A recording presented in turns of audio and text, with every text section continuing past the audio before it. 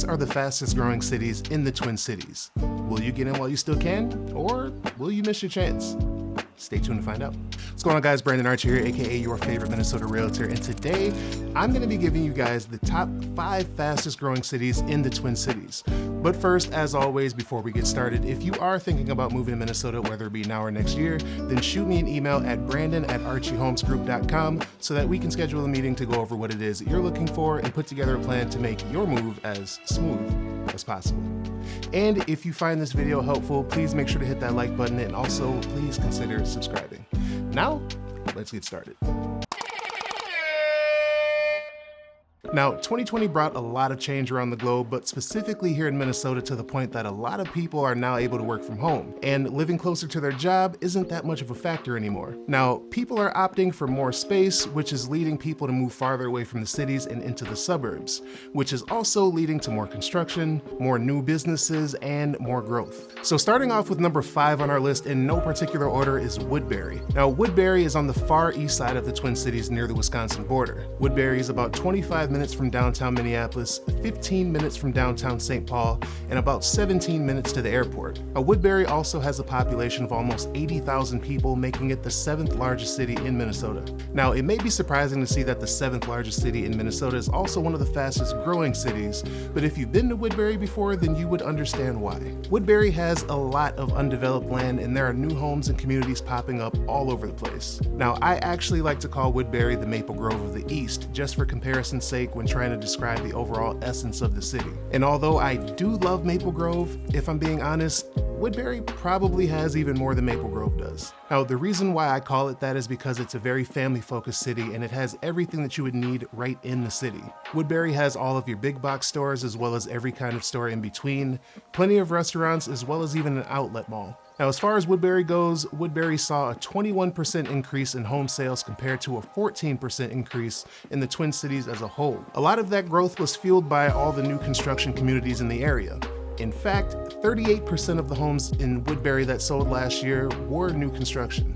And when new communities pop up, so do new businesses and new jobs. Now, the median sales price in Woodbury for December of 2024 was $456,000 as well, which also grew 10% when compared to December of 2023.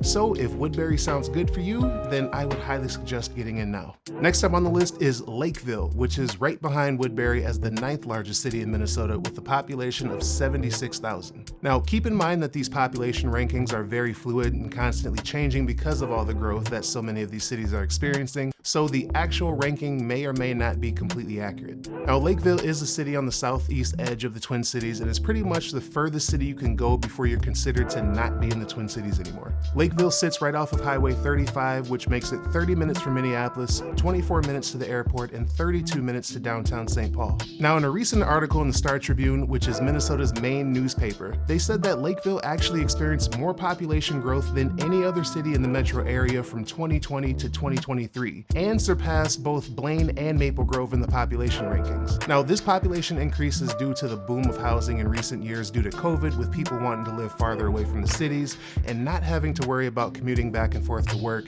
seeing how more people are now working from home. Now, where Woodbury has pretty much always had all of the stores, restaurants, and shopping, Lakeville, on the other hand, has not. Now, if you're looking for shopping and all of your stores, then you'll likely have to leave the city for that, but your commute won't be far because of all those things can be found in neighboring cities right up Highway 35 like Apple Valley or Burnsville. Now, Lakeville is experiencing growth in all areas like single-family homes, townhomes, and even multifamily homes. More restaurants are popping up in the city as well to help fill that demand from that work-from-home population. And the crazy part about that is Lakeville still has plenty of space to grow, and they're projecting the population to be close to 90,000 by 2025.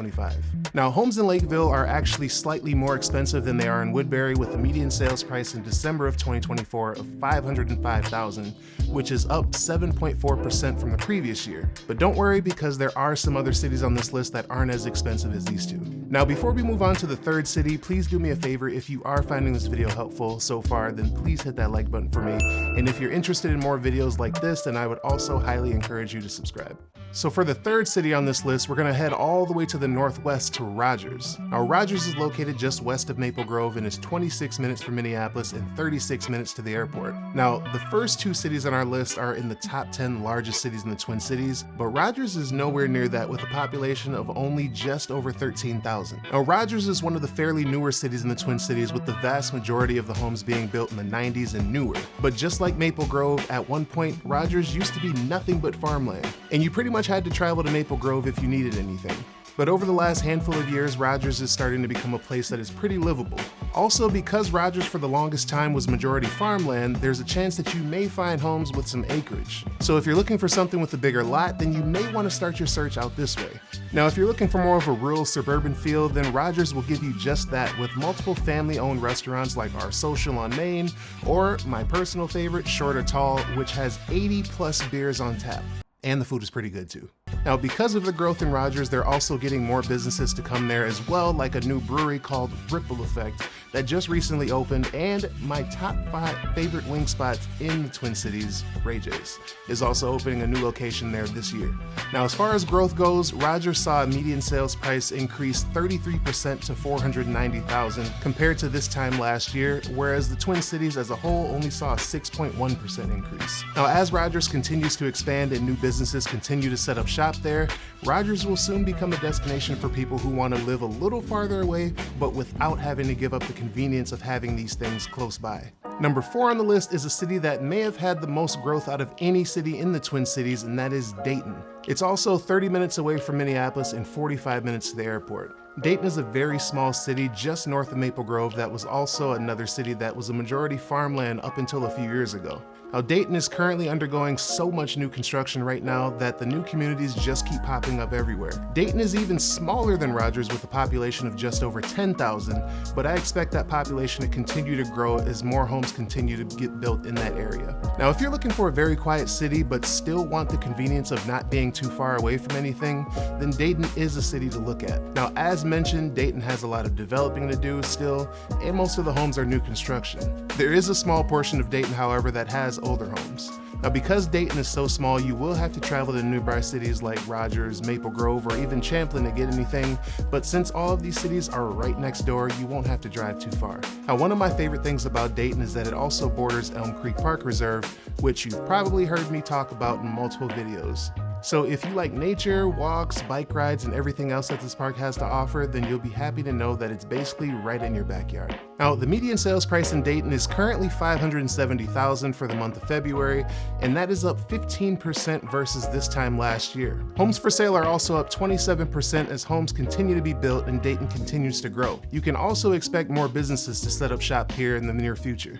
And now we head over the Mississippi to the northern suburbs. Now at number 5 to round off this list is the city of Blaine. Now as mentioned, Blaine is a city located just 22 minutes north of Minneapolis and about 30 minutes to the airport. Blaine is also the 10th largest city in Minnesota with a population of just under 74,000. Blaine is currently undergoing a lot of big developments at the moment, one of those developments being a 40-acre, $750 million downtown development near their National Sports Center. Now the National Sports Center is about 600 acres and draws in about 4 million visitors annually. It has the second largest ice arena in the world, more than 60 soccer fields, 175,000 square feet of indoor turf, 3 basketball courts, 6 volleyball courts, and an 18-hole golf course. The National Sports Center brings Blaine about $83 million annually, and the downtown development that they're building around it will further enhance the appeal of Blaine. Now in this development, they'll be adding hotels, hundreds of apartments, an office building, and a 35-seat stadium that will be the home stadium for a minor league baseball team.